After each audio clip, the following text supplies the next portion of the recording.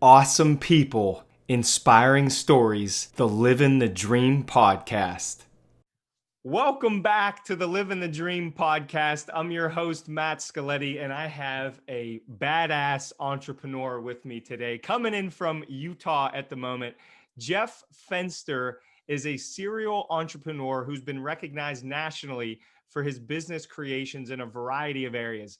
Jeff was named a top 100 entrepreneur in America under the age of 35, named a top 40 executive under 40 by the Business Journal, named a finalist for CEO of the Year in 2019, and recently a finalist for Entrepreneur of the Year in 2020 by Ernst and Young.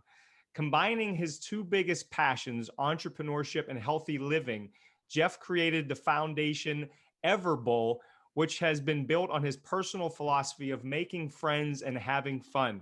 This philosophy is translated into a fun, vibrant culture at Everbowl and also became the company's true heartbeat. Welcome to the show, Jeff. Well, thank you so much for having me. You have me blushing. I appreciate that intro. And honestly, I'm a big fan of you and your show. And thank you so much for having me today. I'm excited you're here, and what a bio. We're going to get into a lot of that very soon. So before we talk about all the amazing things you've done, how about you take us back to your background? And were you always this? I don't know why I envision you as like this kid that has a paper route and you're already entrepreneurial, or did you grow into that?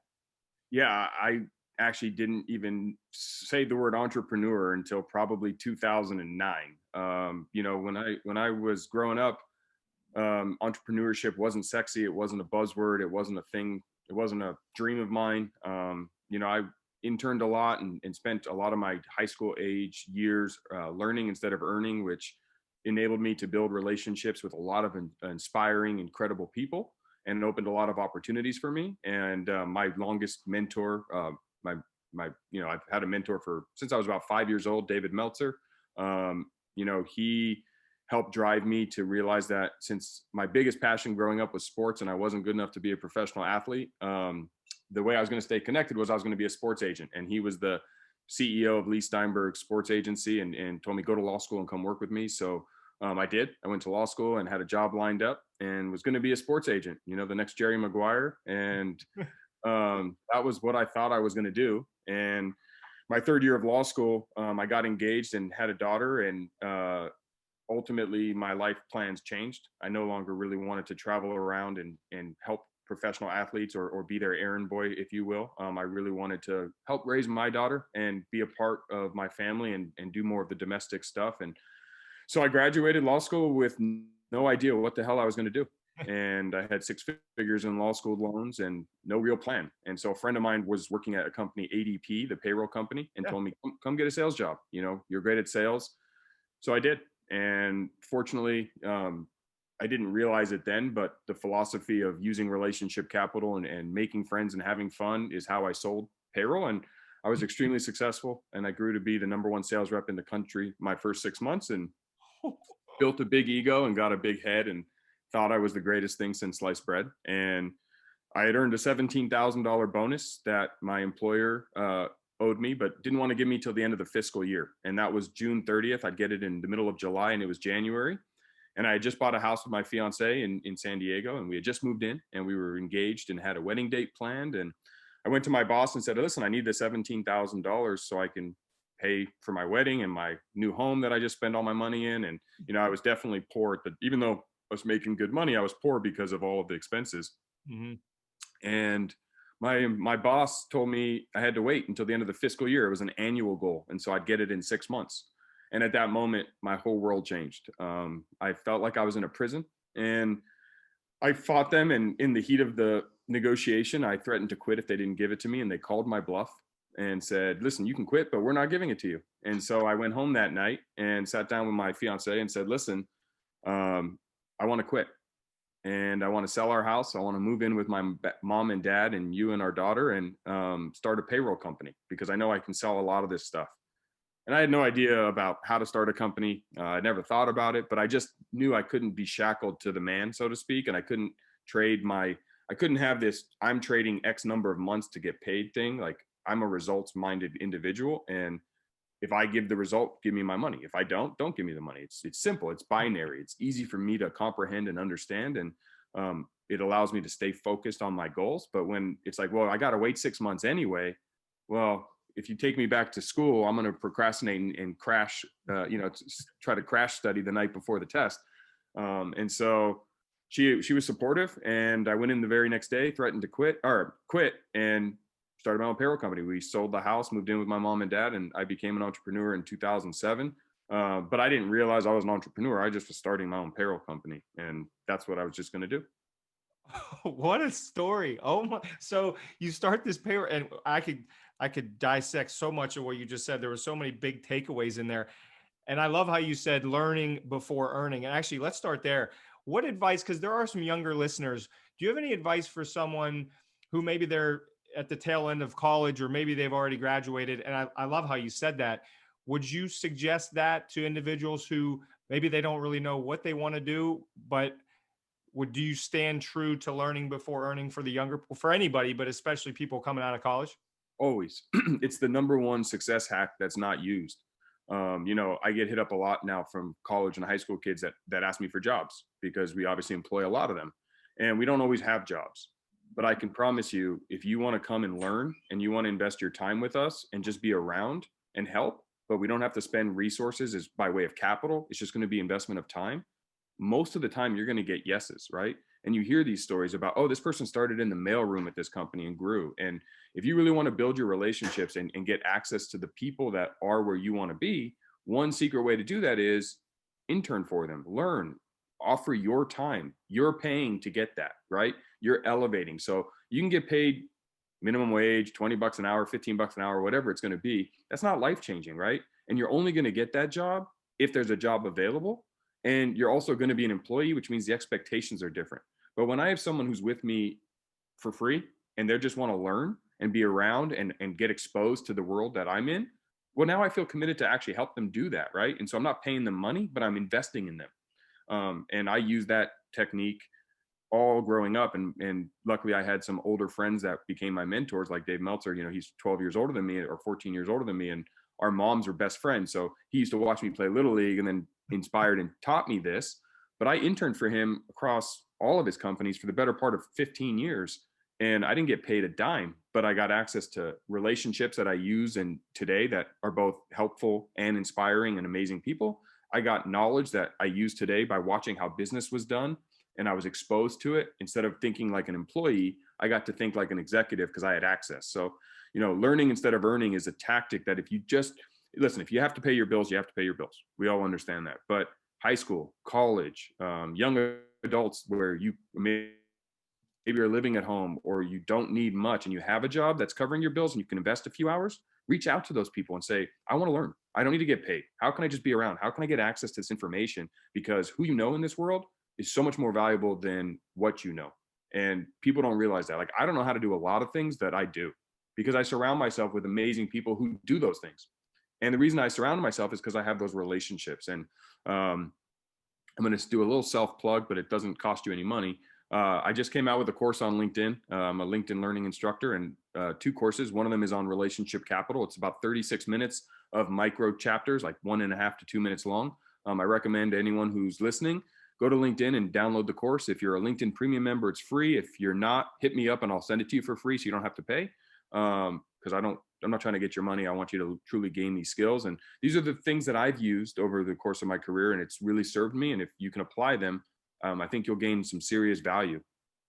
I love that you said that. So hop on LinkedIn, look you up, Jeff Fenster, and you'll hook them up. That's very cool. And that's a great idea. I love the micro learning idea. It seems like with attention spans getting shorter and shorter, that's probably the best way to get your point across to people that are watching.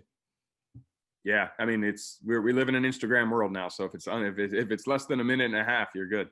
Yeah, that's true. And I love how you said, back to your story in 2007, you were clearly humble enough, which I think this is a huge deal, to sell a home that I'm assuming was, probably this nice house in California and move in with your parents.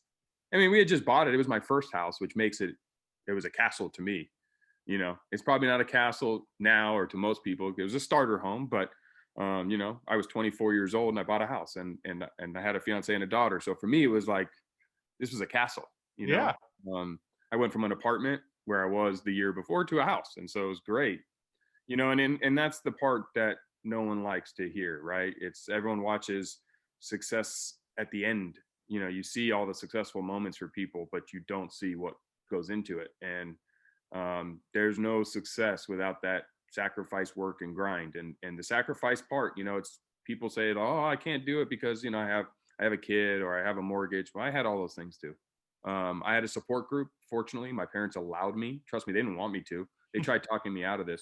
You go tell your parents that you're going to quit a six-figure job and bring your fiance and daughter into their house and sell your home, and they see catastrophe written all over that. But it's the sacrifice part. And so, anyone who's making the excuse or living behind the wall that says I can't pursue my dreams because I have blank mortgage, kids, etc.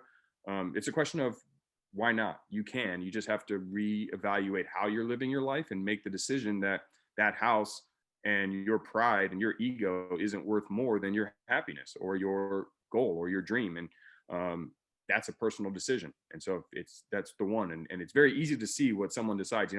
If you can't decide or you're not sure, flip a coin and I literally and decide heads is this and tails is this. And when the coin's in the air, whichever side you're rooting for is what you actually really want. Oh, that I've never heard that before. That's a great idea.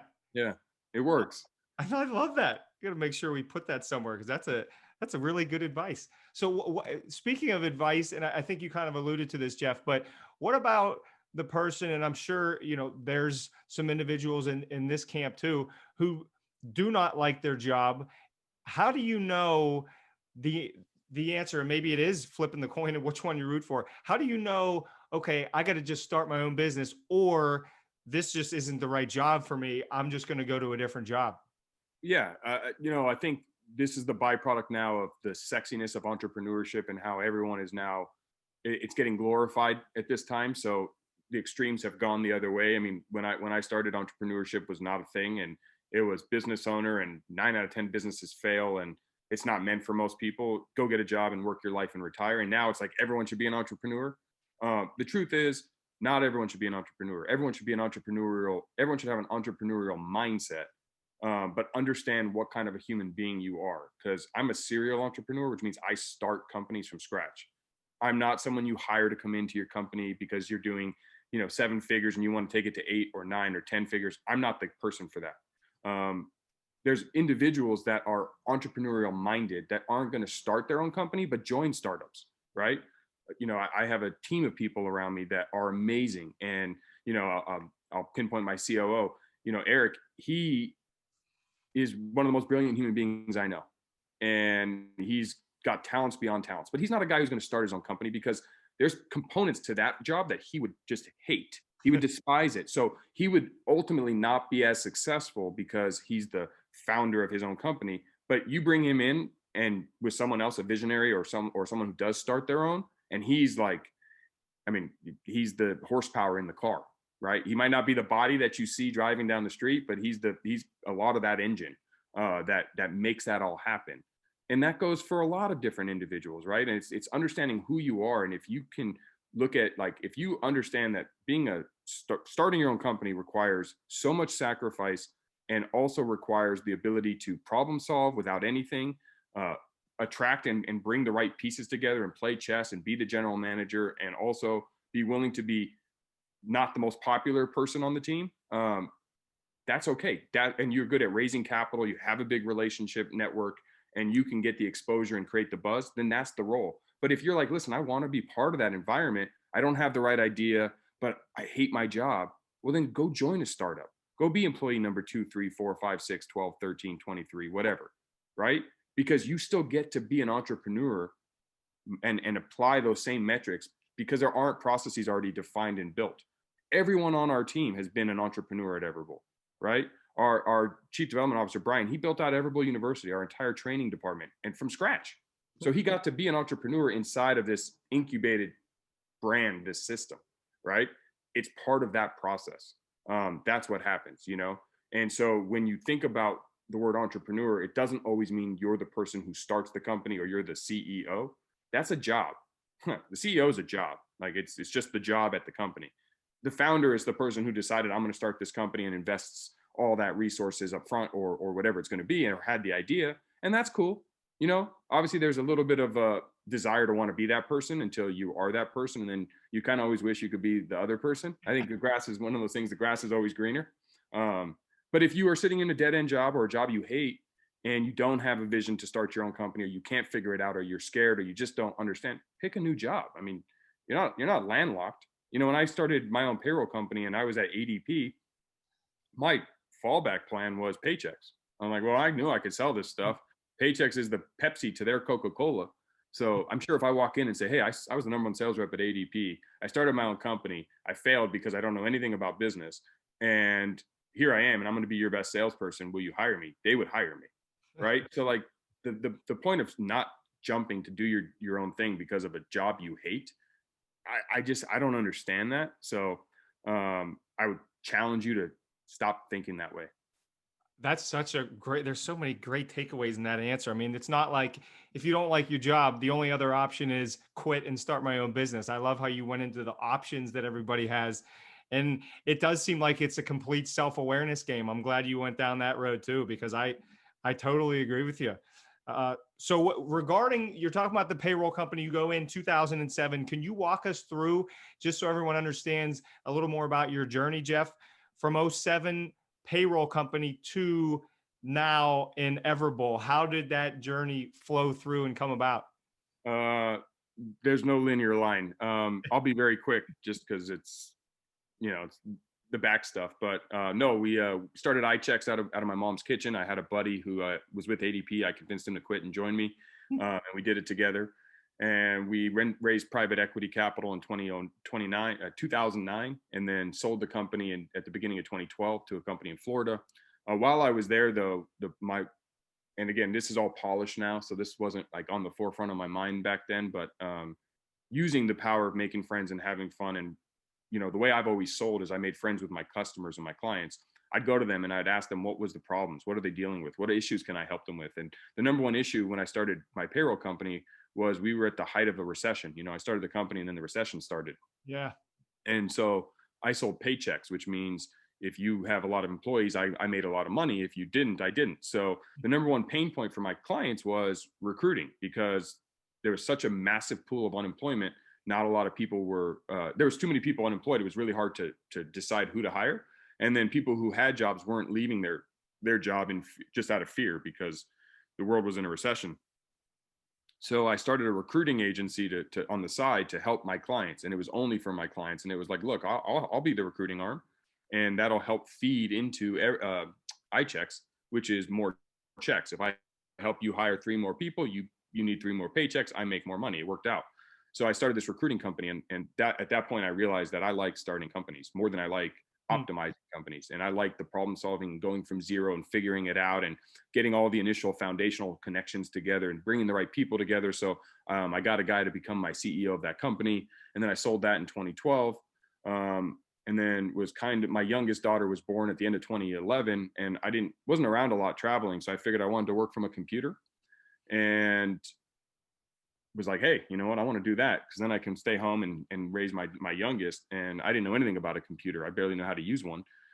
So I started a digital marketing agency, and I reached out to a friend of mine named Pat Flynn, who has a big podcast and a big website called smartpassiveincome.com. And I said, listen, I'm going to pay you 6 figures to teach me how to be a digital marketer and use the computer.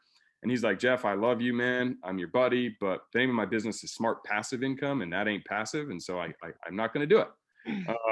And I said, okay. But he's like, you should meet a guy named Neil Patel. And I said, who's that? And he's like, oh, he's like the #1 digital marketer in the world. You should probably know him if you're going to enter the space. I was like, okay, can you introduce me? And he's like, sure. So he set up a call for me and Neil. And, this is the part which I think is one of my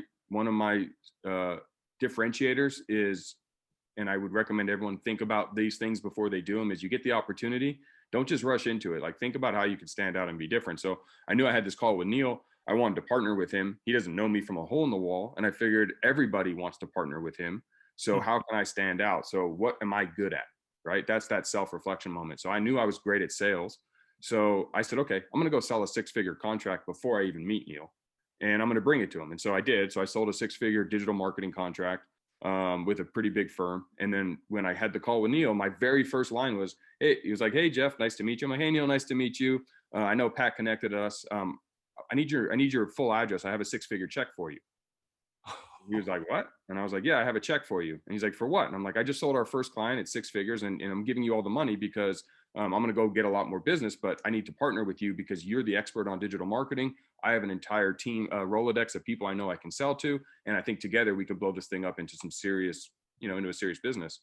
And he was really taken back. I mean, obviously I basically just threw cold water on the conversation, but enough to create interest to where now he at least had to understand more. And we ended up meeting in person, became friends, partnered together, grew the business, and sold off a lot of our clients in 2014, 2015, and then got out of the business at the end of 2015, beginning of 2016. And then was kind of dancing around trying to figure out what I was going to do next, driving my wife and kids crazy.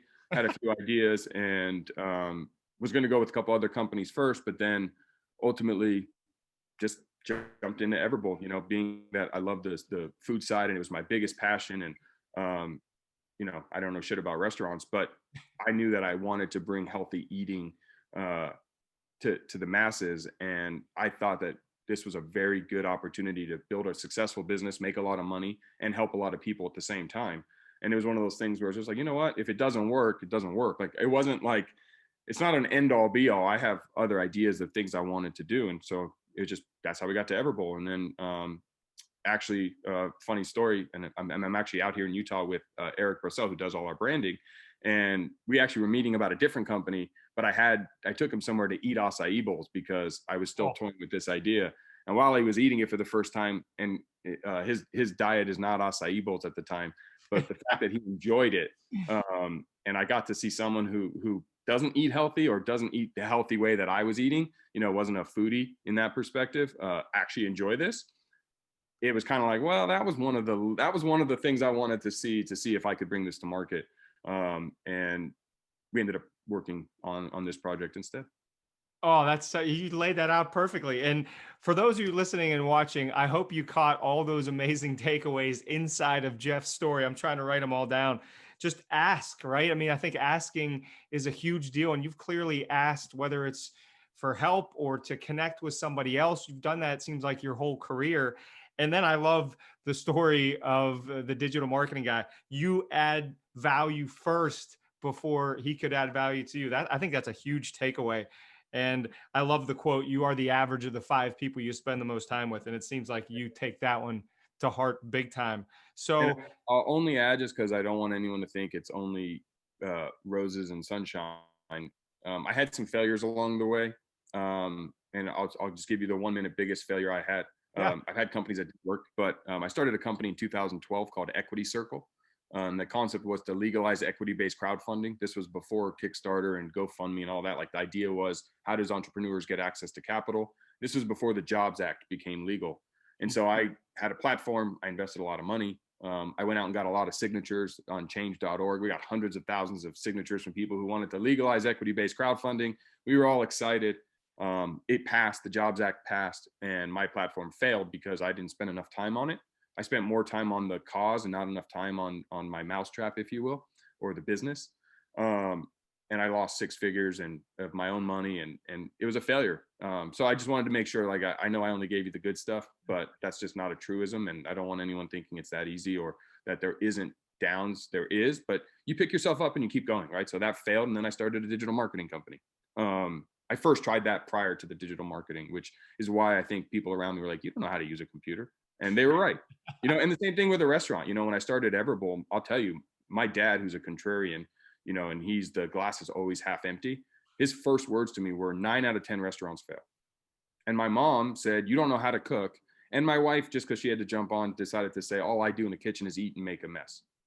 And the truth is, they're all right.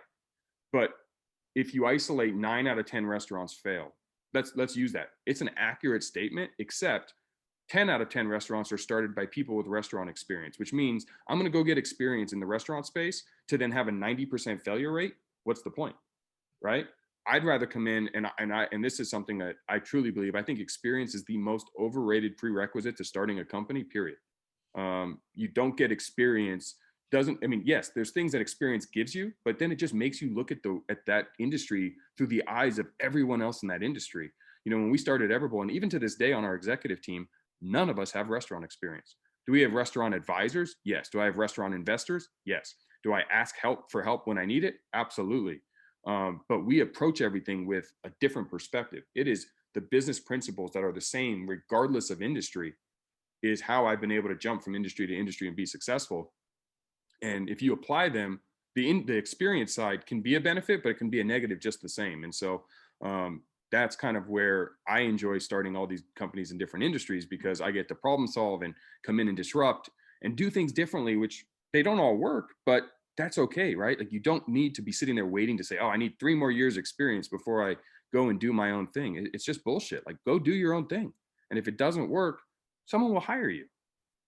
I love that. I mean, I hope somebody listening or watching, you just help them debunk the myth of, I don't have any experience, so I can't do X. I think that's a huge takeaway. You've proven that. I mean, you've proven that multiple times over, that you don't need to be a decade of experience in an industry to succeed. So I appreciate you sharing that. And Jeff, so let's transition to like the health side of things, because I know you're all in on the healthy living, as am I. I mean, I'm a plant-based guy. My wife's vegan, but we do our best to eat as healthy as we can just because we feel better. So let me start with kind of an odd question. I'm excited to ask you this.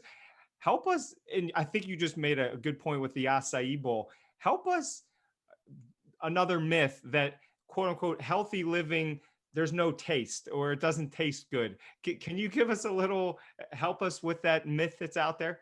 Yes. So I'm a bit of a hypochondriac. I'm afraid of illness, and I think it's easier to prevent illness than cure illness. And so I like to Google and eat weird exotic superfoods that are supposed to have more nutritional benefits than, traditional food, and help make my body be its best self. And I'm a passionate person, and I drive my friends crazy because when I like something, I try to get them into it. And I've always tried to get my friends to eat healthy. But you look around and you see that, in America, we are killing ourselves with heart disease, stroke, obesity, cancer, diabetes. And then you learn that 80% of that is lifestyle, meaning it's not genetics. You weren't predisposed to have them. It's our choices. It's our lack of movement and what we eat. And, I think one of the things with business, if you're going to, again, I'm going back to business because at the end of the day, I'm a business guy. And to have a successful business, you have to have a market, and you have to have an opportunity to grow your business, right? Like, I can sell you air, but you can breathe for free. So you're probably not going to pay me for it at this point, maybe in 100 years, but not right now. Same thing with eating healthy. So I looked at what are the reasons people don't eat healthy? What are the excuses we're making? Why are fast food companies exploding, but healthy spots are always slow and, not really packed to the brim? And why isn't there a drive-through line, 20 cars deep, like there is at, let's say, a burger joint at a healthy spot?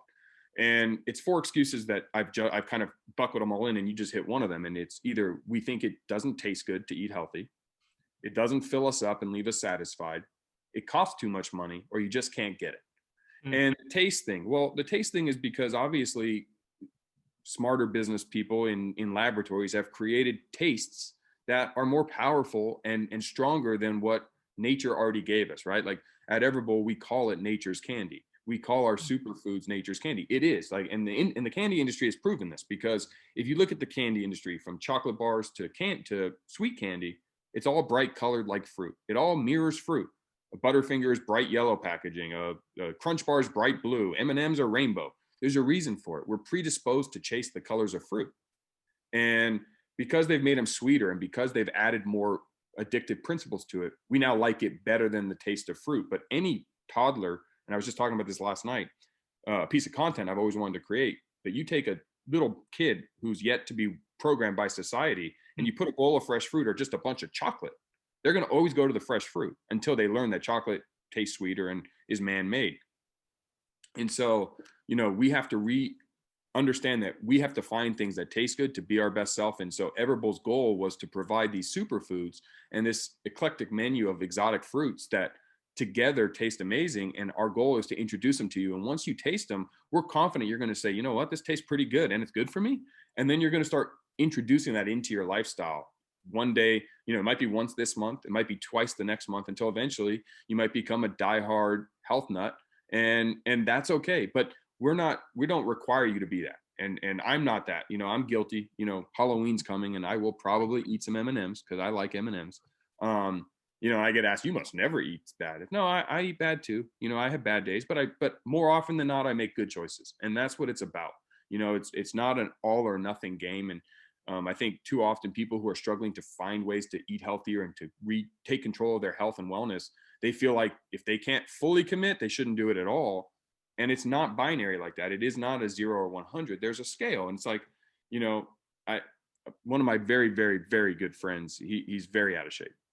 He's obese. He's very out of shape, and I'm always pushing him, like, and man, you got to just do it. You got to do it. And he can't get started. And I was like, dude, just walk to your mailbox today. Tomorrow, walk to your next door neighbor's mailbox, and every day walk one more mailbox. And you know what? Eventually, you're going to be walking 10 miles a day, right? Like, eventually, you will get there. And same thing with eating right. Like, just try to find one thing you like, whether it's Everbowl or not. I mean, obviously, sure, I wish you'd go to Everbowl, but if you don't, I don't care. Just find one thing healthy that you like and eat more of it, whether it's one vegetable or one fruit, and start exposing yourself to it. And the idea that healthy eating doesn't taste good or there is no flavor, that's a misnomer, right? That's just a broad overstatement. And so it's really more about finding what you do like and how you like it and incorporating it into your dietary habits. I love that answer. And I love how you say to start slow. I think that's such a key takeaway. I interviewed a woman who's 68 years old. She did exactly what you just said years ago, and now she's a professional triathlete. I mean, you have no idea where that could lead, these small steps. So I'm so glad you mentioned that. And we talked before we started recording about access, and you mentioned that as one of the I guess reasons why people do not eat healthy. I guess this is kind of a twofold question. How do you feel like you're helping with the access part? And then maybe you can roll it into the vision of, I'm assuming, knowing you a little while that I've known you, you want to keep growing this thing and growing this thing. So can you speak to those? Sure. Yeah. So access is definitely one of them, right? That a lot of people don't eat healthy simply because they have 30 minutes for lunch break, or they live in an area without access to healthy food. So it's just bad food and they're not cooking for themselves. And so at Everbowl, we knew that was one of the challenges. And so our goal was to grow really quickly. We had to rethink what we did. So uh, launched our own construction and fabrication company called We Build Stuff. And the goal was to build our own Everbowls. Number one, because it helped with the cost, because it was too expensive to build Everbowls at first. It cost me too much money when I started, so I needed to bring my cost down. But number two, it allowed us to open quicker and faster and bring Everbowl to more markets. And then, what we did in our region is we started bringing Everbowl not to where everyone thought it should be, but actually more inland and away from that pockets of health and wellness, and to the areas that didn't already have it, and started exposing communities to our product and healthy options at a time when they just didn't have it. And we saw our brand grow. And so for us, the long vision is to, obviously we're franchising now and we're selling franchises all over the country. That's why I'm here in Utah today. Today we're actually opening a franchise location. Yeah. Yep, Farmington, Utah. So if you're in the area, come on by for a bowl. But we're now trying to sell Everbowls everywhere. And the one thing that I am so proud that we do is we're disrupting how franchising works, right?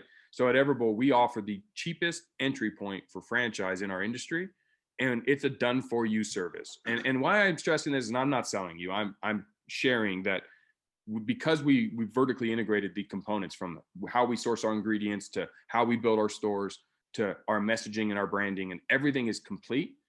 Someone in Pittsburgh, someone in Miami, someone in Denver, someone in New York, someone in Atlanta can buy an Everbowl franchise for 1/3 to half the cost of any of our competitors, and get open and get making money, but more importantly, start making an impact in their community. And the reason we did that is, instead of us making all our money up front, like most of our competitors, our goal is to have you open 2 or 3 in your market instead of 1 for the same price that you would have opened just 1.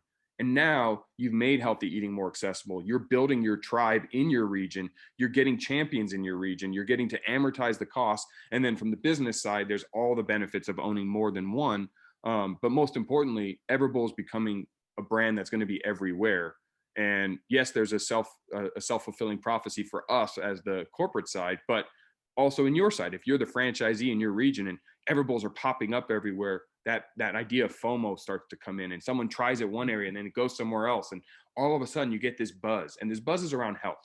And my favorite part of being a part of Everbowl, as opposed to any other company I'm a part of, is 100% of the customers and people we interact with are better after they interact with our company.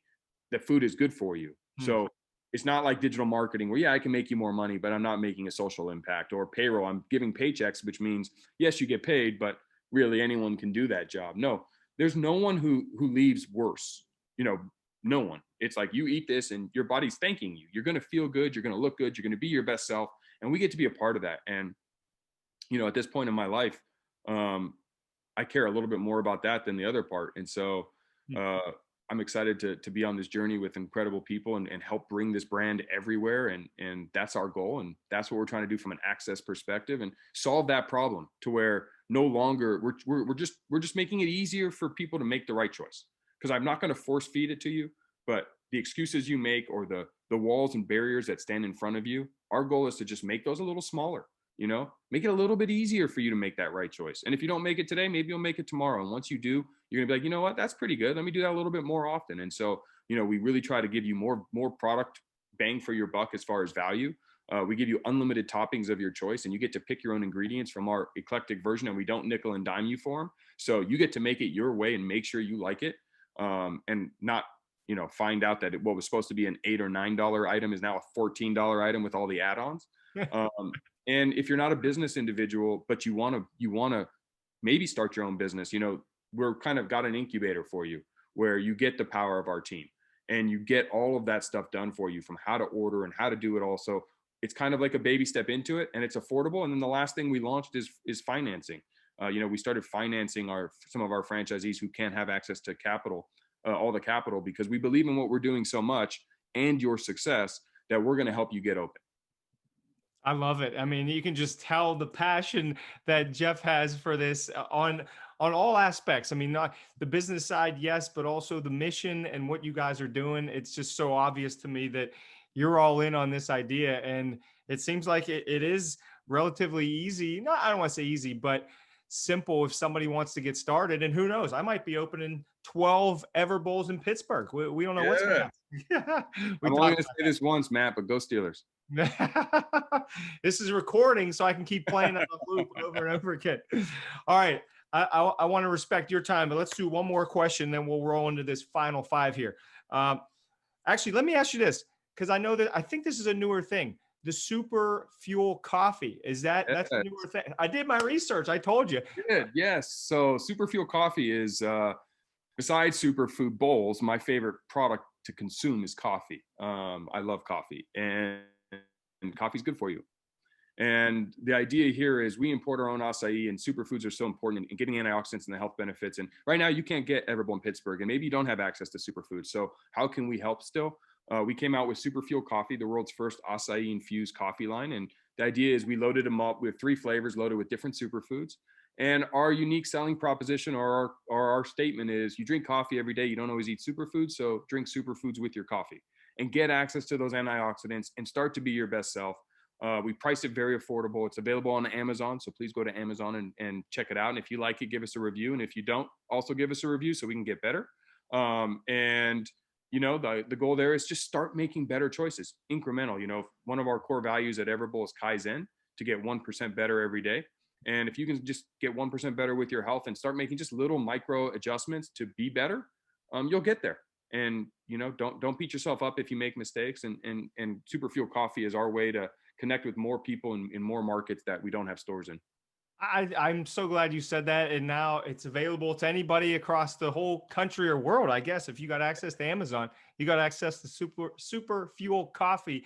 My wife's going to look into that because she loves coffee as well. Well, and text me your address and I'll send you a little gift box. Oh, that's really cool. I will do that. I appreciate that. And I just wanted to say, because you've proven this over and over, you seem so good at taking an idea and then executing it. Whereas I'm sure a lot of people have ideas and nothing comes of it. And I think I'm thinking about this Super Fuel Coffee. did you get feedback from customers, or how do you know this is the next idea, this is going to work, people will buy it, etc.? I don't. I don't know. Obviously made some samples. We tasted on our team and friends and family. But it's a matter of action. That's how, like, we launched another product earlier called K2O, which was a kefir water, and I made it in my kitchen, and me and my friends would drink it at hanging out around the pool and stuff, and everyone loved it.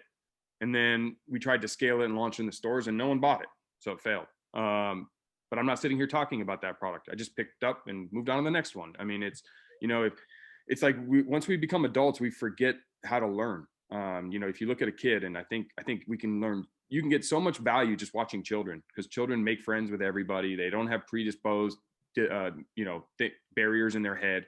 But watch a kid learn to walk. If adults quit, if kids quit as quickly as adults do, no one would walk. You fall down twice and go, I can't walk. I wasn't meant to walk, and then sit in a chair the rest of your life. Instead of realizing, like, no, you're going to fall, and you're going to fall, and you're going to fall. And eventually you figure it out. And it's not a race against other people. It's a race against your own self and your own journey, and just take it one day at a time. And, I'm doing lots of new things right now that are outside of my comfort zone. And some of them I suck at, and I'm not afraid to suck at things. I don't care. Like, I'm going to get better. And as long as I get a little bit better every day, I'll get there. So how we move these products across, it's a team effort. It's collaborative. And I try to leverage my relationships to help any way I can. And I like to bring amazing people around me, because they make this all work, as I'm only good at what I'm good at, and they're good at what they're good at. And together we're unstoppable. And anyone who tries to do everything themselves fails. And I believe, because I've tried and I failed, and it's all ego based. And so it's just a matter of taking action and taking it now and starting. And from there, the rest happens. It's just in time learning. It's just in time opportunity. And it's putting yourself and your passion behind it. And amazingly, when you do that, the right people, the right money, and the right opportunities flow.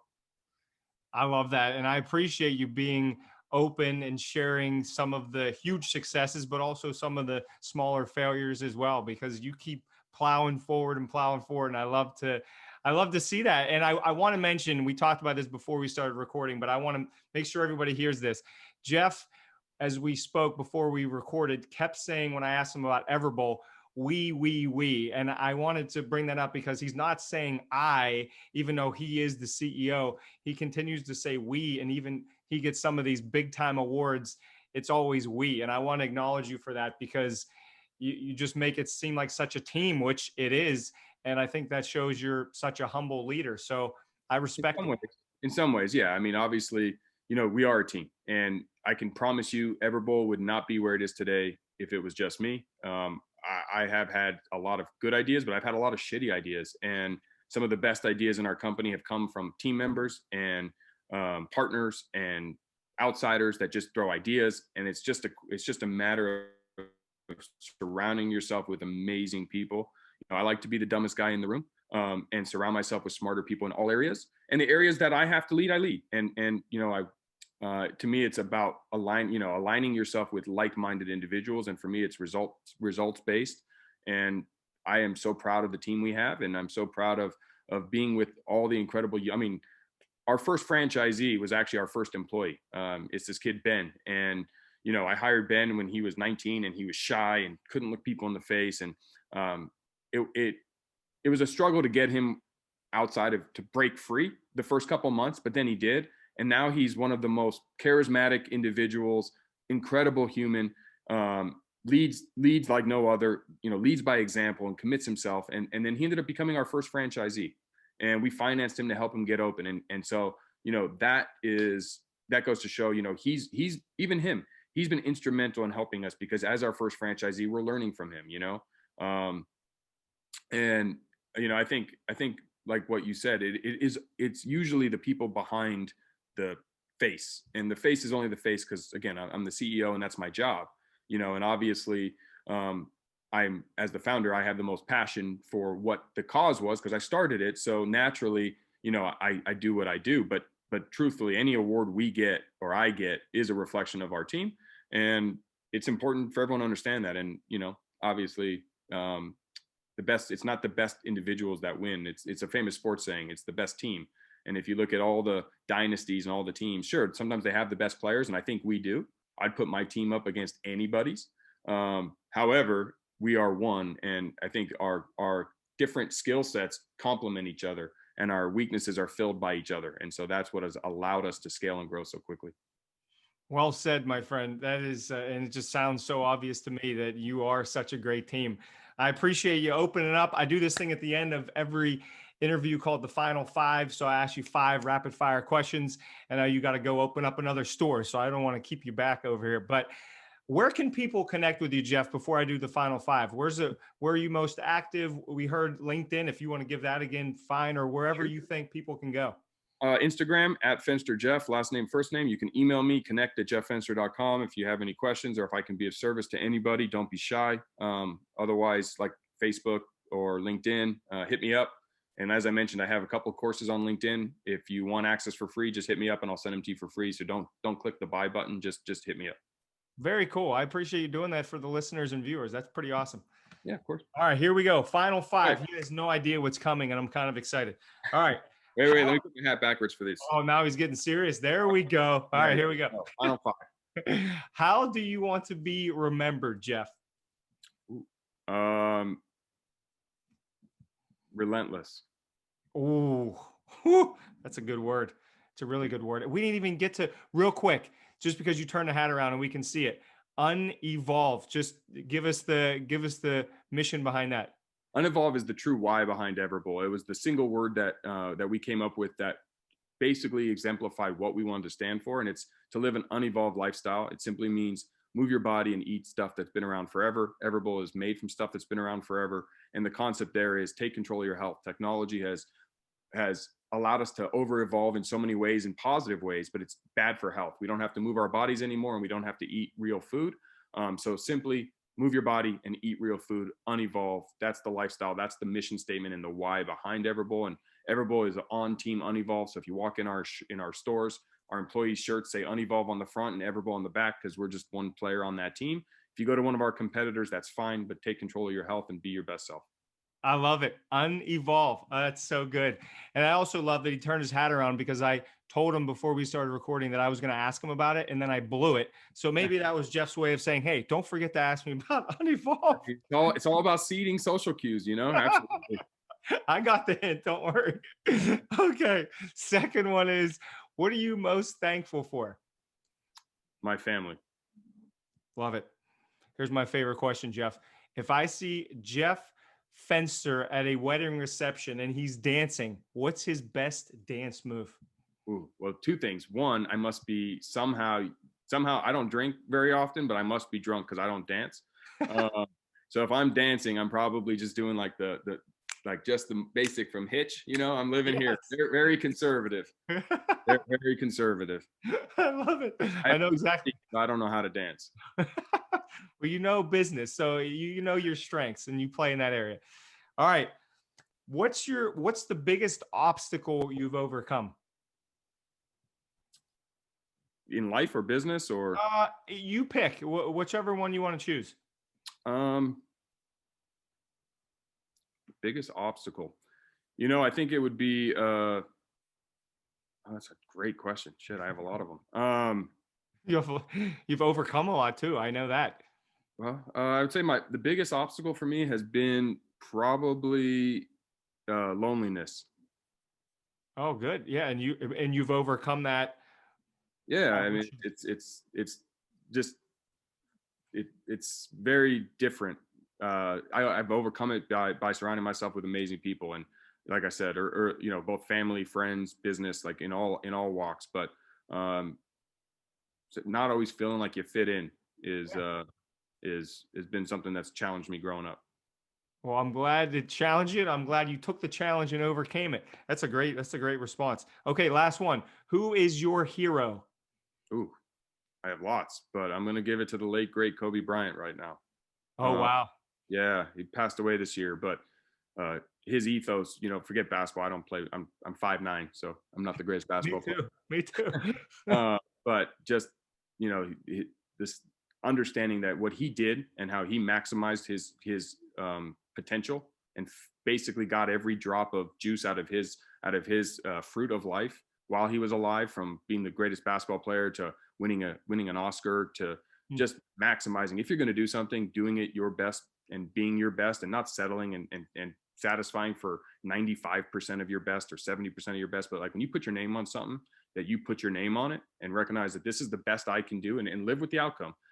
I learned that from him, and grew up, idolizing that aspect of him. And I strive every day to try to do the same thing. That's a great response. Mamba mentality for life, right? That's a great response. Well, Jeff Fenster, thank you for your time. Good luck in opening the new store. And we hope to bring you to Pittsburgh at some point in the near future. Absolutely. Thank you. And hit me up and I'll send you that little gift box. It was great. Really appreciate it. And I look forward to connecting with all of you.